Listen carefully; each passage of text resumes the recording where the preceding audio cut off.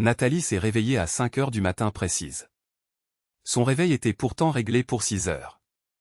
Le sommeil s'était envolé comme par magie. Il lui a suffi de se rappeler qu'elle fêtait aujourd'hui ses 35 ans. Elle restait là, allongée dans le noir de leur appartement du 11e arrondissement de Paris, les yeux fixés au plafond. Elle écoutait le ronflement régulier de son mari. Julien dormait en étoile, occupant les 3/4 du lit, comme à son habitude. 35 ans. C'était un cap, un tiers de sa vie était déjà derrière elle. Pourtant, elle avait l'impression étrange d'avoir vécu le destin d'une autre femme. Nathalie s'est levée sans faire de bruit. Elle ne voulait pas réveiller Julien. De toute façon, il dormait comme une souche. Elle a enfilé son peignoir en coton et s'est dirigée vers la cuisine. En passant, elle a jeté un coup d'œil dans la chambre de son fils. Théo dormait, serrant son oreiller contre lui. 14 ans déjà. C'était presque un adulte. Pourtant, ses chaussettes traînaient encore partout sur le plancher. Nathalie a ramassé machinalement une paire. Puis elle s'est arrêtée net. Pourquoi faisait-elle cela? C'était son anniversaire, après tout. Elle a reposé les chaussettes au sol et a continué son chemin. Dans la cuisine, Nathalie a allumé la lumière. Elle a regardé autour d'elle. Hier soir, elle avait fait le ménage jusqu'à 23 heures. Elle avait frotté la plaque de cuisson et organisé les ingrédients pour la fête. Julien avait invité 20 personnes.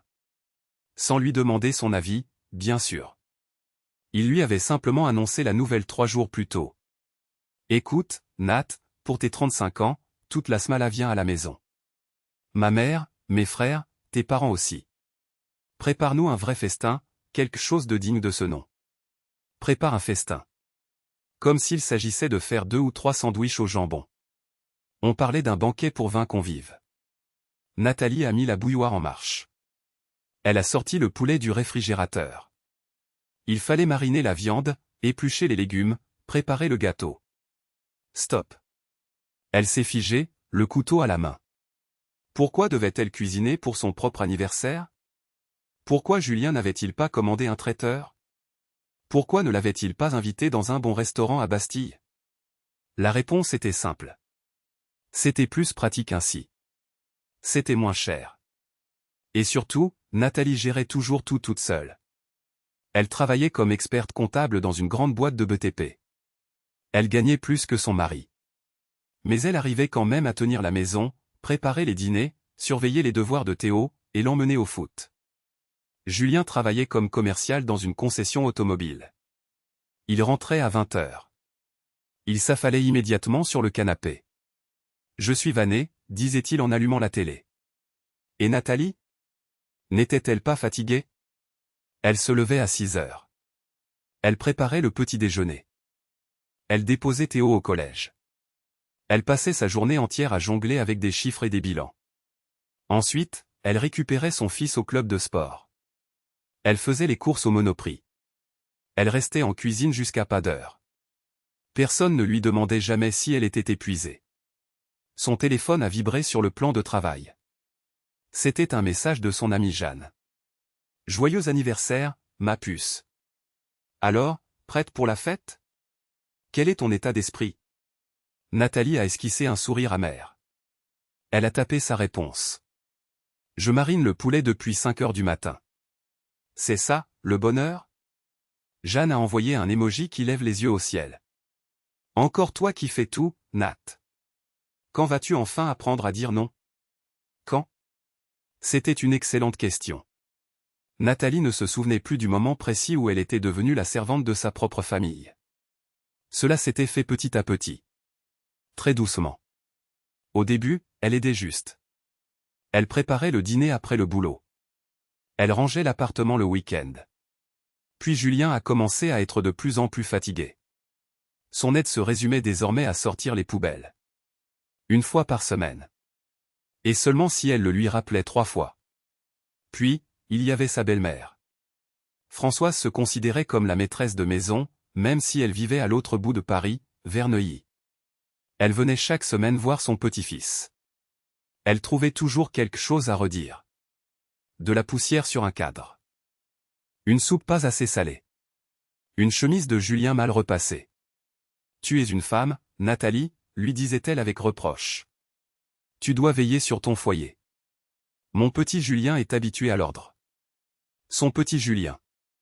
Un homme de 40 ans incapable de faire chauffer son plat au micro-ondes tout seul. Nathalie a commencé à découper le poulet. Elle essayait de ne pas faire de bruit. Dehors, il faisait encore nuit. Seuls les réverbères éclairaient la rue déserte. Quelque part dans cette ville, il y avait des femmes dont les maris offraient des fleurs. Des maris qui organisaient des surprises pour les anniversaires. Il y avait des couples où les deux cuisinaient. Où les deux rangeaient. Où les deux prenaient soin l'un de l'autre. Mais elle avait Julien. Ce n'était pas un méchant homme. Il ne buvait pas. Il ne la trompait pas, du moins pas à sa connaissance. Il ne la frappait pas. Il ne la voyait pas, tout simplement. Il ne remarquait pas sa fatigue. Il ne remarquait pas qu'elle portait les mêmes bottines depuis 2 ans.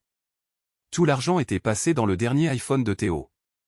Il ne remarquait pas qu'elle n'allait plus chez le coiffeur, ni au ciné, ni boire un verre avec ses copines. La dernière fois qu'ils étaient allés au cinéma, c'était il y a 3 ans. Pour l'anniversaire de Julien. C'est elle qui avait pris les billets. Il avait choisi un film d'action avec des explosions partout. Nathalie s'était endormie au milieu de la séance tellement elle était à bout de force. Son téléphone a vibré à nouveau. C'était sa mère, cette fois. Bon anniversaire, ma chérie. La voix de sa mère était dynamique malgré l'heure matinale. Alors, comment se passent les préparatifs pour ce soir? Salut, maman. Oui, je m'active. Ton père et moi, on sera là pour 18h. Je voulais préparer ton gâteau préféré, mais Julien m'a dit que tu t'occupais de tout toi-même. Nathalie a serré les dents. Évidemment qu'il l'avait dit. C'est rien, maman, je m'en sors. Tu es formidable, Nathalie. Tu as toujours de l'énergie pour tout. Moi, à ton âge. Nathalie écoutait d'une oreille distraite. Sa mère l'avait toujours félicité pour sa patience. Pour son endurance. Pour sa capacité à tenir la famille debout. Mais ces compliments ne lui faisaient plus chaud au cœur. Au contraire, ils sonnaient comme une condamnation. Nathalie ne voulait plus être formidable. Elle voulait juste être une femme aimée. Une femme à qui on apporte des fleurs et un petit déjeuner au lit le jour de son anniversaire. Lorsqu'elle a raccroché, Théo a débarqué dans la cuisine. Maman, j'ai faim. Bonjour, Théo. Bon anniversaire à ta maman, non? L'ado a bâillé bruyamment. Ah, oui, bon anniversaire.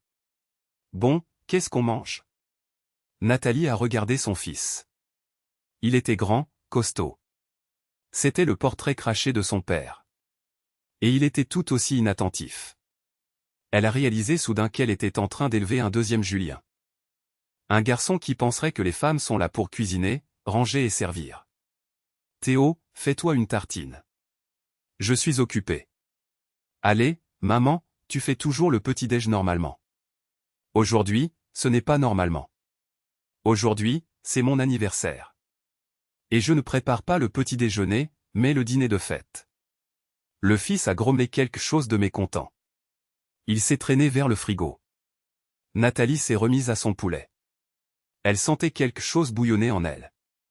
C'était un mélange brûlant d'agacement, de rancœur et de colère. À 9h, Julien est apparu. Il est entré dans la cuisine en se grattant le ventre. Il a tout de suite regardé les fourneaux. Ah, déjà au fourneau? C'est bien, ça. Au fait, j'ai arrangé les choses pour que ma mère arrive plus tôt.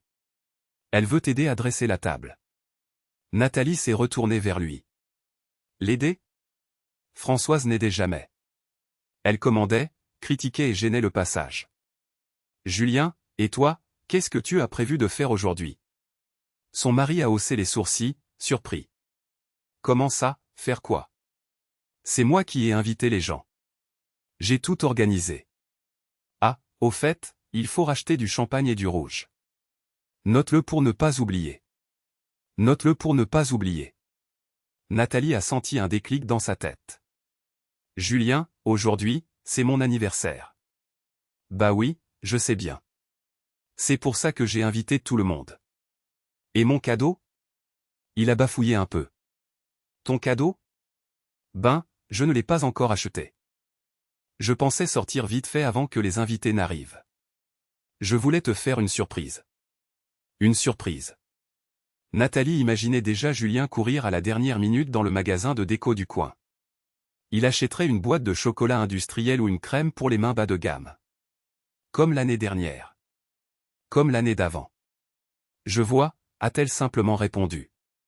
Julien, n'ayant pas capté l'ironie, a hoché la tête et est allé sous la douche. Nathalie est restée seule avec son poulet et sa montagne de légumes. Elle a eu une pensée soudaine. Et si elle partait? Là, tout de suite. Elle s'habille et elle s'en va. Elle laisse la cuisine, le ménage, tout ce remue-ménage derrière elle. Mais elle n'est pas partie. Parce que dans 8 heures, les invités allaient arriver. Ses parents. Ses beaux-parents. Les frères de Julien avec leurs femmes. Quelques collègues. Ils allaient s'attendre à une table garnie. Et si rien n'était prêt, ce serait la faute de Nathalie. Pas celle de Julien qui n'avait rien organisé. Pas celle de Françoise qui ne faisait que critiquer. Ce serait Nathalie. Parce qu'elle est la maîtresse de maison. Parce qu'elle est la femme. Elle doit. Elle doit.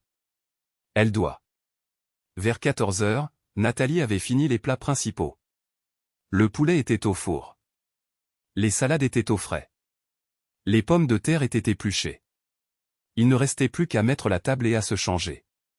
Elle est montée dans la chambre pour prendre une douche. Elle a trouvé Julien au téléphone. Oui, maman, tout roule. Nathalie a tout préparé. Ben oui, je lui ai donné un coup de main, évidemment. Tu arrives quand? Ok, je t'attends. Au fait, j'ai mis ton cadeau dans le coffre de la voiture. Tu vas adorer, j'en suis sûr. Il a raccroché et s'est tourné vers sa femme. Ma mère arrive. Elle va t'apporter des fleurs. Elle est géniale, elle pense toujours à ce genre de détails. Nathalie est entrée dans la salle de bain sans dire un mot. Des fleurs de la part de sa belle-mère. Quel geste touchant. Françoise, qui en 15 ans ne lui avait jamais dit un mot gentil, décidait soudain d'offrir des fleurs. Sûrement le bouquet le moins cher du fleuriste de la station de métro. Elle est restée sous l'eau chaude et elle a pleuré. Doucement, pour que Julien n'entende rien. Ses larmes se mélangeaient à l'eau. Nathalie ne comprenait pas pourquoi elle avait si mal. Après tout, il ne s'était rien passé d'exceptionnel. C'était une journée banale. Des préparatifs banals. L'indifférence banale d'un mari. Une vie banale. Quand elle est sortie de la salle de bain, la belle-mère était déjà là, en train de faire la loi. Françoise, une femme imposante au regard froid, inspectait les pièces d'un air critique. « Ah, Nathalie, te voilà enfin.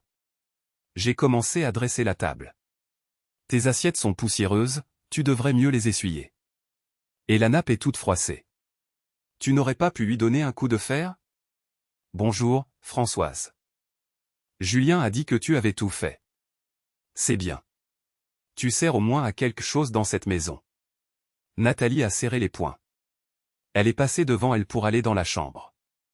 Elle devait s'habiller. Elle a sorti une robe grise de son armoire. Une robe modeste, achetée en solde le mois dernier. Elle aurait voulu quelque chose de coloré, de magnifique.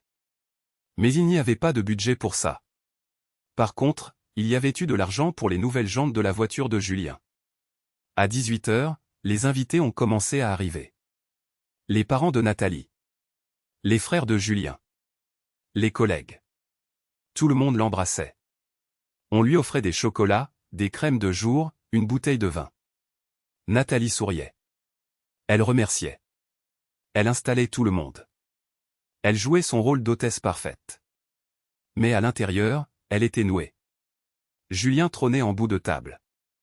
Il était détendu, rayonnant. Il servait à boire. Il faisait des blagues. Il récoltait les compliments pour cette soirée si bien organisée. Personne ne demandait à Nathalie comment elle avait fait pour tout préparer seule. C'était considéré comme normal. Puis est venu le moment des cadeaux. Julien s'est levé, son verre à la main. J'aimerais porter un toast. Aujourd'hui, c'est l'anniversaire de ma femme. 35 ans, c'est un bel âge. Nathalie, tu es une perle. Tu cuisines divinement. Tu tiens la maison comme personne. Tu élèves bien notre fils. Qu'est-ce qu'un homme pourrait demander de plus? Les invités ont ri de bon cœur. Nathalie a forcé un sourire. Mais d'abord, a continué Julien, je veux honorer une autre personne très importante. Maman. Viens par ici. Françoise, ravie, s'est levée. Julien a sorti une boîte de sous sa chaise. Une grosse boîte, magnifiquement emballée. Maman, toute ta vie tu as pris soin de nous. Tu as été là pour moi et mes frères.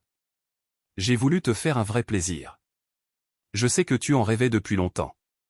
Tiens, c'est pour toi. Il lui a tendu un petit étui. Françoise a ouvert la bouche de stupeur. Julien, tu es sérieux? Très sérieux. Elle est en bas, garée juste devant. Toute neuve. La belle-mère a éclaté en sanglots de joie. Elle s'est jetée dans les bras de son fils. Les invités s'agitaient, félicitant Françoise. Quelqu'un a proposé un toast pour ce fils si généreux. Julien rayonnait. Nathalie, elle, restait assise. Elle était comme assommée. Une voiture. Il avait acheté une voiture neuve à sa mère. Cela représentait au moins 20 000 €. Et elle, en 15 ans de mariage, elle n'avait jamais rien reçu de plus cher qu'un robot pâtissier. Elle a regardé son mari. Il a croisé son regard et lui a fait un clin d'œil complice. Bon, maintenant c'est ton tour. A-t-il lancé en sortant un sac de sous la table. Un simple sac en plastique de supermarché. Nathalie a senti son cœur se serrer. Julien a posé le sac devant elle avec solennité. Voilà ton cadeau, ma chérie. Nathalie a regardé à l'intérieur. Il y avait une casserole en inox et un balai. Pendant quelques secondes, elle n'a rien dit. Elle ne pouvait pas en croire ses yeux. Puis elle a levé la tête. Julien ricanait. Il était visiblement très fier de sa petite blague. Comme ça, tu pourras cuisiner dans du neuf, et le balai, c'est pour que l'appart soit toujours nickel. A-t-il dit assez fort pour que tout le monde entende? La belle-mère a éclaté de rire. Oh, Julien, tu es un sacré farceur. Mais c'est vrai, une ménagère a plus besoin de ça que d'une voiture. Les invités ont ri nerveusement. Certains semblaient mal à l'aise. Les parents de Nathalie se taisaient, échangeant des regards inquiets. Son père fronçait les sourcils. Nathalie a lentement sorti la casserole et le balai du sac. Elle les a posés sur la table devant elle. Elle a souri. Tout le monde s'est tu pour la regarder. Merci, Julien, a-t-elle dit d'une voix calme mais parfaitement distincte. C'est un cadeau très symbolique. Tu sais quoi? Je l'accepte vraiment. Julien a poussé un soupir de soulagement. Il pensait que sa femme appréciait son humour. Il a de nouveau levé son verre pour continuer son discours. Mais Nathalie l'a arrêté d'un geste. Attends, je n'ai pas fini. Elle s'est levée. Elle tenait la casserole d'une main et le balai de l'autre. Tous les regards étaient braqués sur elle. Un silence de mort s'est installé dans la pièce. J'accepte ce cadeau, a répété Nathalie, parce qu'il est honnête. Il montre exactement ce que je représente dans cette famille. Je ne suis ni ta femme, ni une mère, ni une personne avec des rêves et des désirs. Je suis la cuisinière et la femme de ménage. Nathalie, qu'est-ce qui te prend? A demandé Julien avec un rire nerveux. C'était une blague, enfin. Une blague. Nathalie l'a regardé froidement. Ta mère reçoit une voiture à 20 000 €. Une voiture neuve. Et moi, ta femme, qui porte cette maison sur mes épaules depuis 15 ans. Moi qui travaille autant que toi. Moi qui élève ton fils. Je reçois une casserole à 20 € et un balai à 10 €. Et je devrais trouver ça drôle? Françoise a bondi de sa chaise. Nathalie. Comment oses-tu? Je suis la mère de Julien. J'ai passé ma vie à. Vous avez passé votre vie à quoi? Nathalie s'est tournée vers sa belle-mère. À élever votre fils? Félicitations. C'était votre rôle de mère. Mais je ne suis pas obligé de servir un homme adulte qui ne ramasse même pas ses propres chaussettes. Et je ne suis plus obligé de supporter vos visites hebdomadaires où vous me donnez des ordres chez moi. Nat, calme-toi, a tenté d'intervenir son père. Pas devant les invités. Si, papa. Justement devant les invités. Que tout le monde voit. Que tout le monde entende. Elle s'est de nouveau tournée vers Julien. Il était livide. Il regardait sa femme comme s'il la voyait pour la première fois. Julien, je me suis levé à 5 heures ce matin pour préparer ce repas. J'ai cuisiné toute la journée. J'ai mis la table. J'ai accueilli les gens avec le sourire. Et toi? Toi, tu as juste acheté l'alcool et tu penses avoir tout organisé. Tu ne m'as même pas demandé si je voulais fêter mon anniversaire ici. Tu ne m'as pas demandé si j'étais fatigué. Tu n'as pas proposé de commander à manger ou d'aller au resto. Parce que c'est tellement plus confortable quand je fais tout. Mais tu ne t'es jamais plainte. A lâché Julien. Tu as toujours tout fait. Je pensais que tu aimais ça. Que j'aimais ça? Nathalie a eu un rire sans joie. J'aime travailler 14 heures par jour? J'aime ne plus me souvenir de la dernière fois où je suis allé au théâtre ou voir mes amis? J'aime porter de vieux vêtements parce que tout l'argent passe dans la famille pendant que toi, tu changes de voiture tous les 3 ans? Nathalie, ma chérie, a dit sa mère. Pourquoi tu dis ça? Julien ne l'a pas fait exprès. Les hommes sont comme ça, ils ne remarquent rien. Maman, pardon, mais je ne veux plus entendre ces excuses. Les hommes sont comme ça. Ce n'est pas une explication, c'est un passe-droit. Julien remarque très bien quand il faut acheter des nouvelles jantes ou un nouveau téléphone. Il ne me remarque pas moi. Parce que je fais partie des meubles. Je suis un accessoire qui cuisine et qui nettoie. Julien est enfin sorti de sa torpeur. Nathalie, arrête ton cirque. Les invités écoutent. Tu me colles la honte. Je te colle la honte? Nathalie a hoché la tête. Je vois. Donc, quand tu m'offres un balai sous les rires de ta mère, ce n'est pas la honte. Mais quand je dis la vérité, c'en est une. Elle a posé la casserole et le balai sur la table. Elle a sorti son téléphone de sa poche. Elle a cherché quelque chose pendant quelques secondes. Puis elle a brandi l'écran pour que tout le monde voie. Vous savez ce que c'est? C'est le relevé de notre compte joint sur l'année écoulée. Ici, a-t-elle dit en pointant l'écran, l'achat de la nouvelle voiture de Julien. 15 000 €. Ici, le nouvel ordi de Théo. 1 200 €. Ici, les travaux dans l'appartement de ta mère, Julien. 2 000 €. Et vous savez combien a été dépensé pour moi personnellement cette année? En dehors de la nourriture et des produits d'entretien. 600 €. Pour une seule robe. Celle que je porte en ce moment. Les invités se taisaient. Certains regardaient leur assiette. D'autres regardaient Julien. Le frère de Julien a eu un petit raclement de gorge gêné. Françoise n'a pas pu s'empêcher de répliquer. Mais c'est normal. L'homme est le chef de famille. Il gagne l'argent, il décide. Une femme doit être discrète et ne pas exiger. Françoise, Nathalie s'est tournée vers elle avec une voix d'acier. Je gagne 2 000 € de plus que votre fils chaque mois. Chaque mois, j'apporte plus d'argent à ce foyer que lui. Et malgré ça, je tiens la maison, je cuisine, je range, je m'occupe de l'enfant. Et votre chef de famille rentre du boulot pour s'étaler sur le canapé. Julien s'est levé d'un bond, renversant sa chaise. Ça suffit, Nathalie. Tu as pété les plombs. Je travaille, je subvienne aux besoins de la famille. Tu ne subviens à rien du tout, l'a coupé Nathalie calmement. Nous subvenons ensemble. En fait, je contribue davantage. Mais on dirait que tu me fais une faveur en me laissant vivre dans cet appartement. Un appartement qui est à mon nom, je te le rappelle. Parce que le crédit a été accordé sur mon salaire. Tu te souviens? Être ta femme dans cette maison, ça veut dire être ta boniche gratuitement et sans repos. Elle a repris la casserole et le balai et s'est dirigée vers la porte. Nathalie, reste là. Tu vas où? A hurlé Julien. Elle s'est retournée sur le seuil du salon. Je m'en vais. Je quitte cette fête que vous avez organisée pour vous, pas pour moi. Et tu sais quoi, Julien?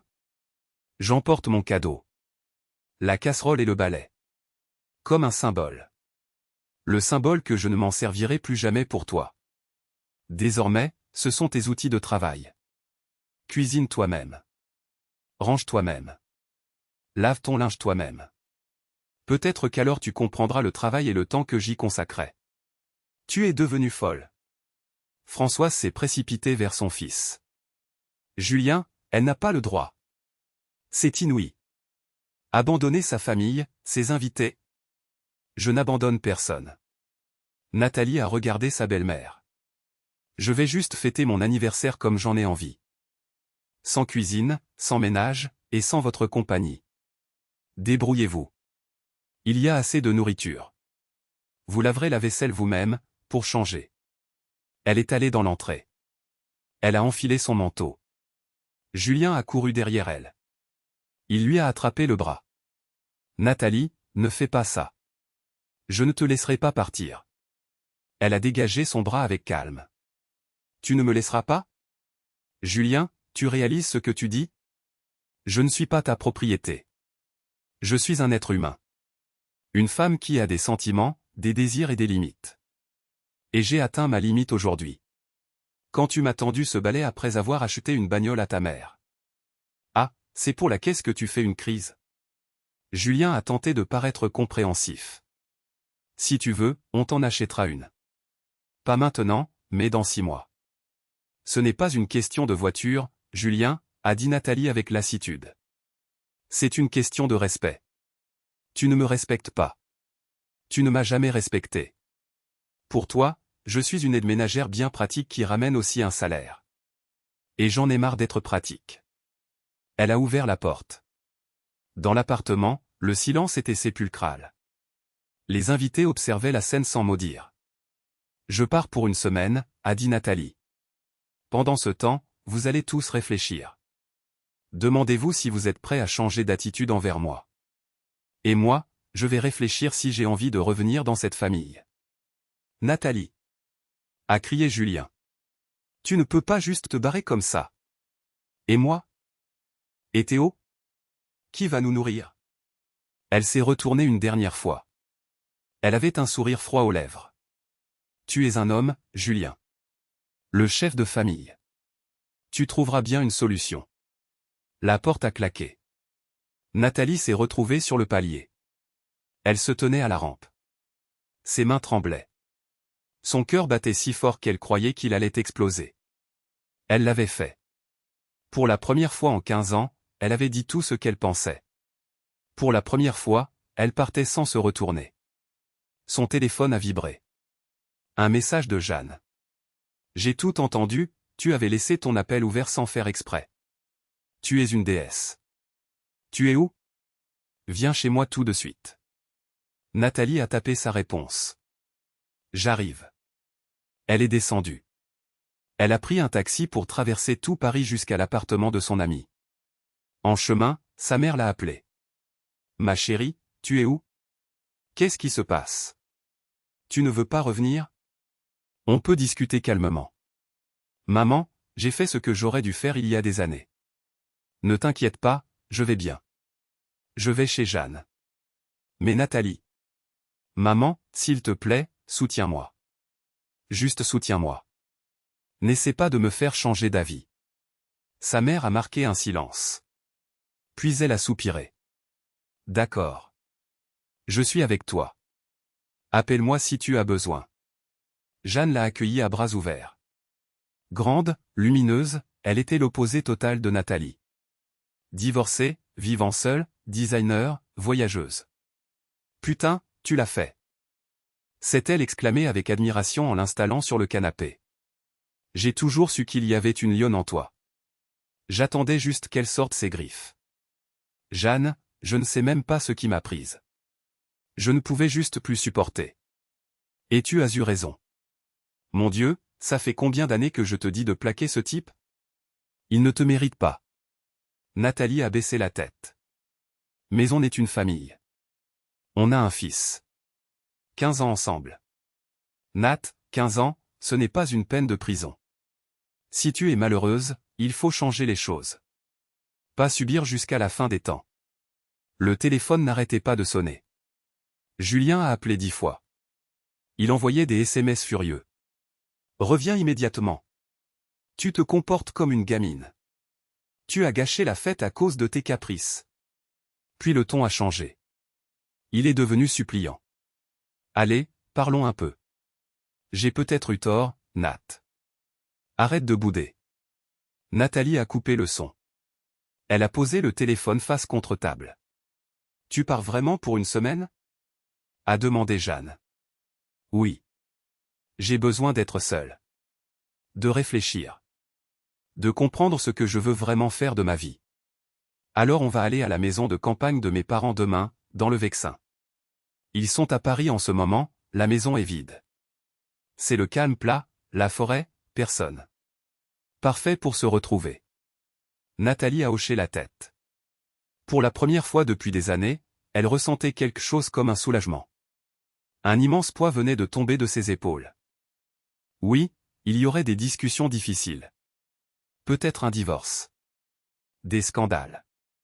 Mais là, tout de suite, elle se sentait légère. Nathalie a passé les 3 jours suivants dans le Vexin.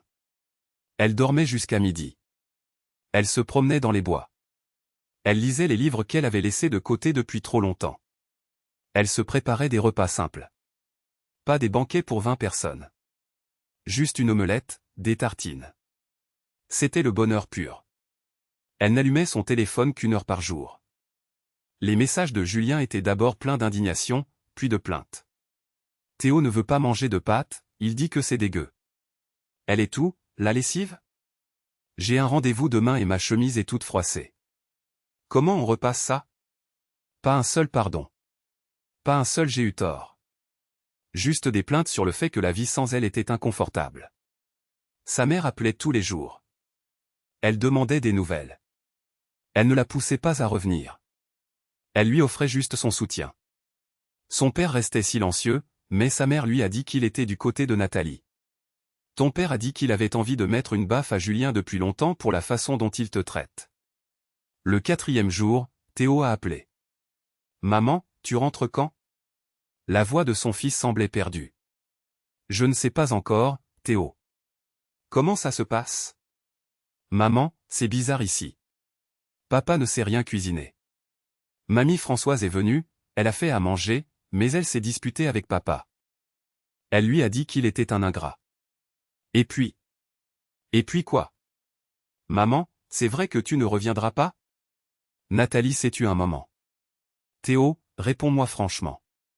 Tu trouves ça normal que ton père m'offre un balai pour mon anniversaire alors qu'il offre une voiture à sa mère?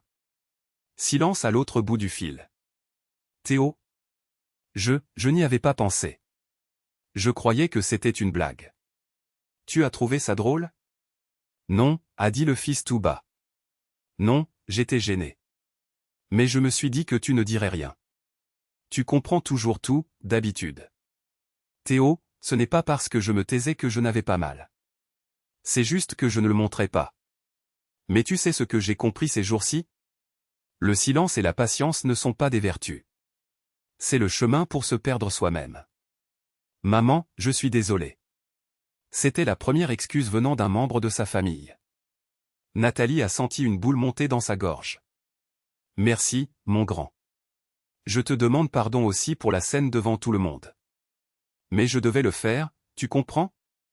Je devais montrer que je n'étais pas une servante. Je comprends. Théo luttait visiblement avec ses émotions. Maman, tu vas revenir? Je vais y réfléchir. J'ai encore besoin de quelques jours. Quand elle a raccroché, elle avait les larmes aux yeux. Mais ce n'étaient pas des larmes amères. Son fils l'avait entendu. Pour la première fois en 14 ans, il avait compris. Le 5e jour, Jeanne est arrivée à la campagne. Nat, j'ai des nouvelles. Julien me harcèle au téléphone. Il veut te parler. Sérieusement. Il insiste. Et tu as dit quoi? Que je te passerai le message, mais que c'était à toi de voir. Nathalie a regardé par la fenêtre. Le soleil brillait sur les bouleaux. Elle n'avait pas envie de retourner dans ce monde où elle était invisible.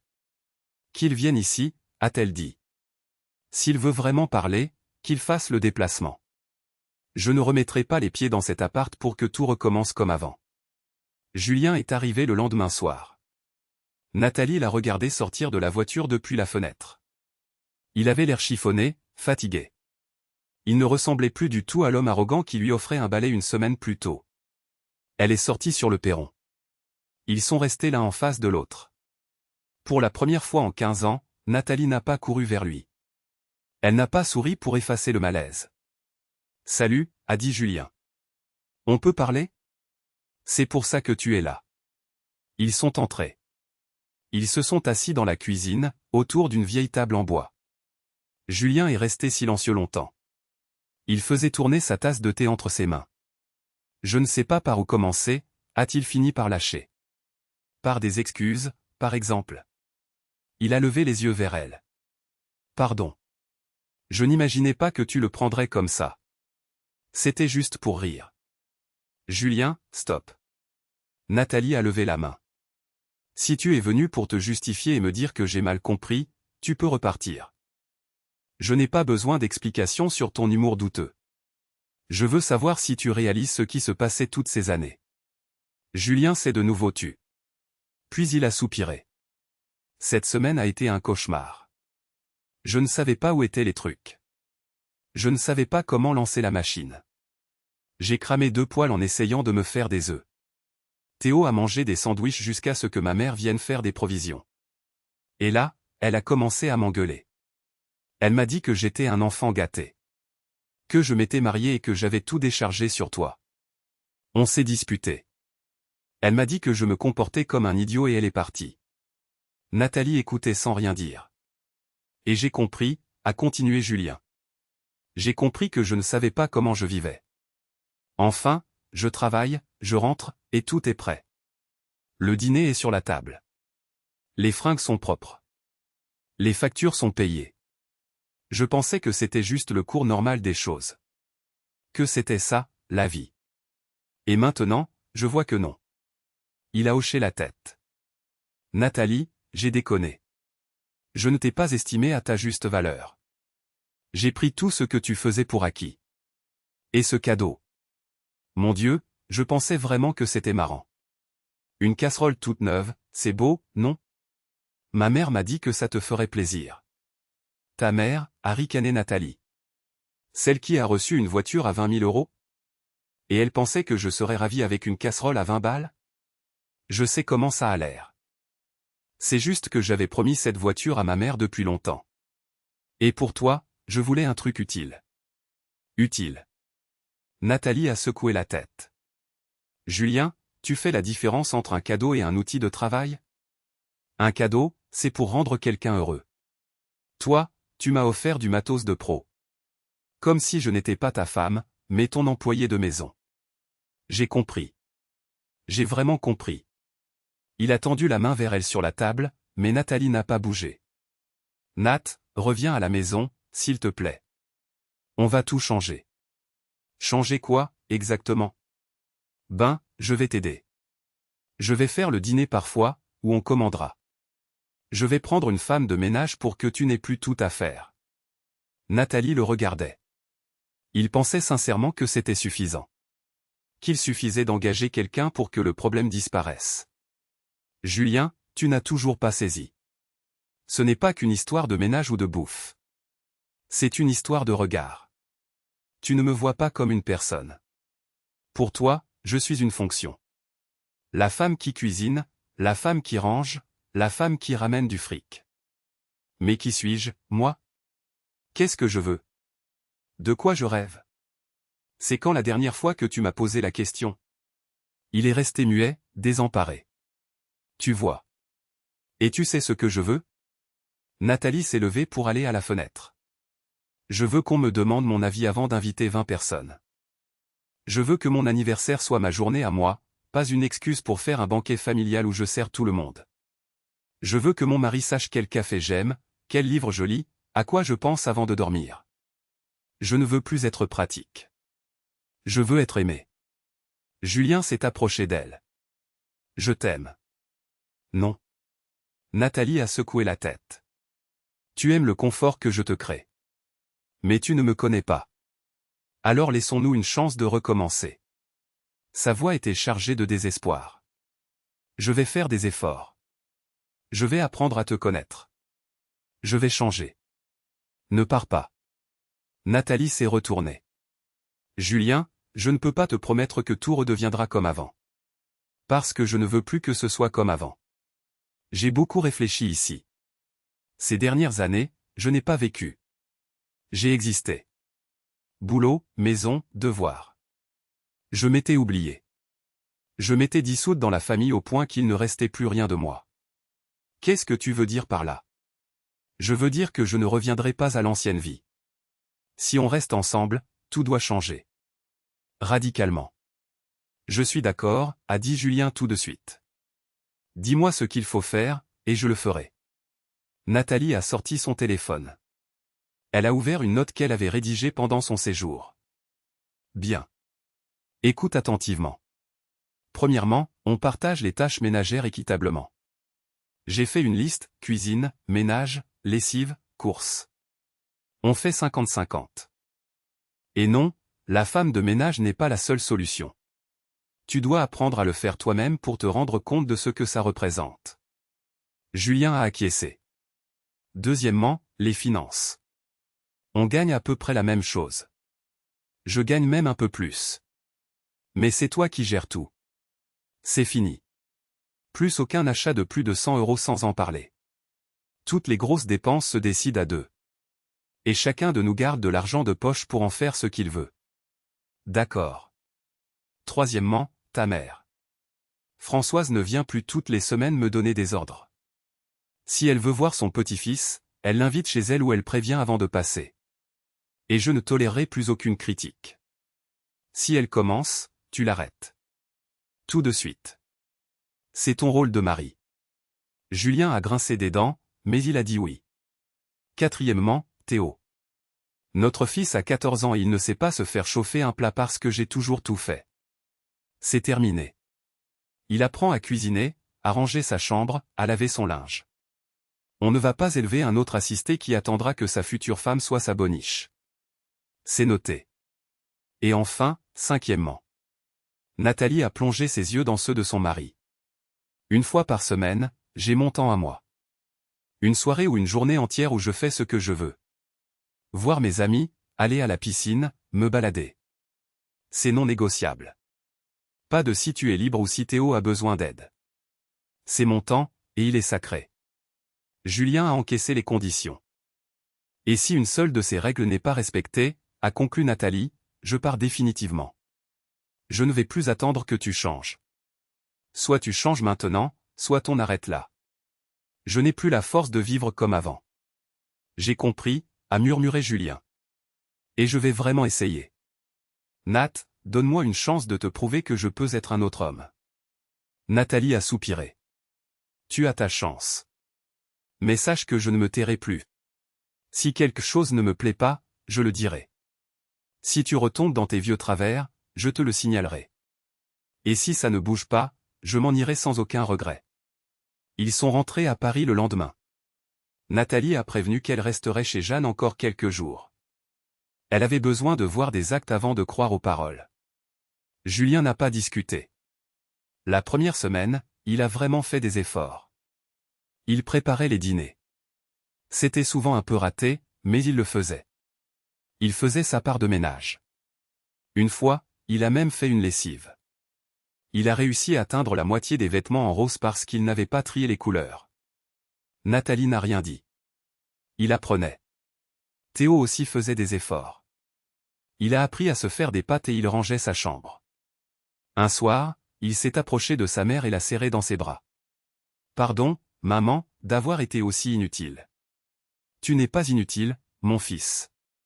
Tu ne savais pas, c'est tout. Maintenant, tu sais. » Par contre, avec Françoise, ça a été explosif. Elle est passée 3 jours après le retour de Nathalie. Elle a commencé direct. « Nathalie, j'ai entendu dire que tu faisais la révolution. Mon fils fait le ménage et la cuisine comme un valet.